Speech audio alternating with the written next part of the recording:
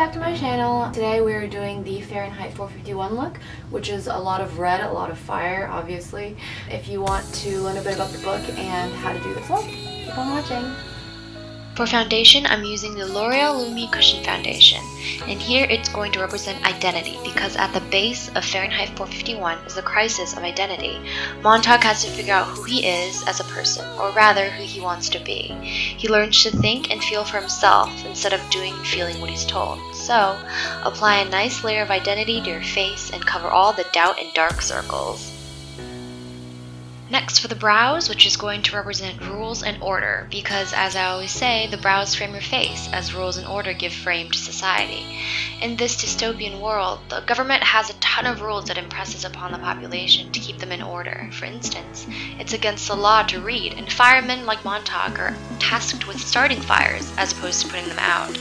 This is all to keep the people from becoming free thinkers and forming their own opinions, thereby easier to control. So go ahead and give your brows a rigid and orderly makeover. Then, with the NYX Jumbo Pencil in Milk, we're going to lighten our inner corners with some wisdom and knowledge, because just like how white opens your eyes, so do wisdom and knowledge. As Montauk learns more and more from Clarice, a quirky girl who rebels against society in her own way, Montauk begins to see just how horrible and depraved their society has become.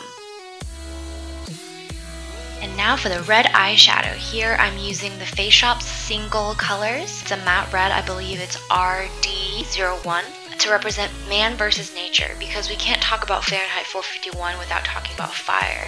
And fire could be symbolic of the whole clash between man's wish to conquer nature and nature fighting back just as hard. Because as fire is an element of nature, so man has managed to take fire and tame it to the best of his ability. In the novel, we see a constant struggle between man-made things like technology go up against the wild yet inspiring forces of nature. So, don't be afraid to go a little wild and let the fire burn. And going along with the fire motif, here we're using gold liquid liner to line our eyes to represent happiness and how little of it there is in the dystopian society. Without books and any kind of creative outlet, people become mindless and addicted to boring TV shows that are all sanctioned by the government. Montauk's wife Mildred even attempts suicide at one point, but she's stopped before she can go through with it. So even though people might not understand why they're so deeply unhappy, the emotion is still there. So line your eyes with a little gold shimmer for the last bit of hope that society has at happiness. But there's always darkness just around the corner, so for the concept of violence, we're going to go in with some black eyeliner just to give the entire look a more solid edge. As the novel progresses, Montauk begins to notice more and more just how violent the society has become. Teenagers go around literally killing each other, and the TV is flooded with even more violence and accidents that people turn a blind eye at because they're so used to it.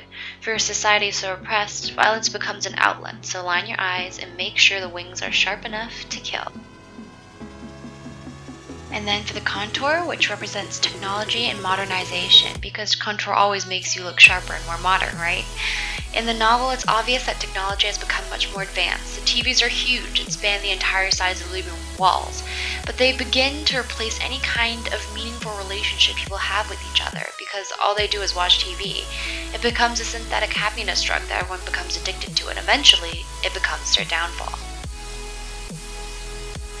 And finally for the lips, which represent literature and writing, because at the core of it all, literature and writing are just ways for people to pass on the art of storytelling, a way to share the human experience. Eventually, Montauk begins to read and comes to the realization that books that he's been burning for the better part of his career and his life are the very things that could save humanity and stop all the needless violence. He realizes that even though books give people all sorts of contradicting viewpoints, it's because people had the power to express all their different points of view that they didn't resort to violence. So, apply a nice coat of red to your lips and top it off with a pop of gold to give it just a bit of contrast.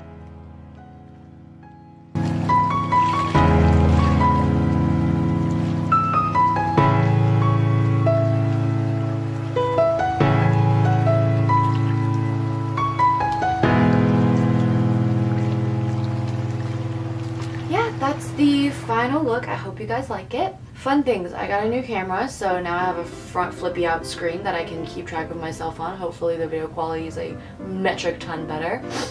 If you guys have any suggestions as to what books I should do next, what you guys would like to see, I know I have planned for some time a flip through of my bullet journal because somebody requested that on my blog. I don't know what this little strand of hair is doing, but it's really annoying me. Anyway, yeah, so that's probably gonna come sometime soon. I have to figure out how to configure the camera to shoot straight down. That's gonna be like an issue. But other than that, I mean, let me know what you guys think. You can always find me on Tumblr, Instagram, Twitter, all of which will be linked below or just on screen because I figured out how to do that on my film editing program, so yay! Come talk to me, come find me, come chat. It's been ridiculous and busy. My voice is shot. I have like a giant cold sore like on my mouth, so my mouth is really gross right now. Yeah, thank you guys so much for sticking with me, and if you guys like to stick around a bit longer, don't forget to hit subscribe, and I will see you guys next time.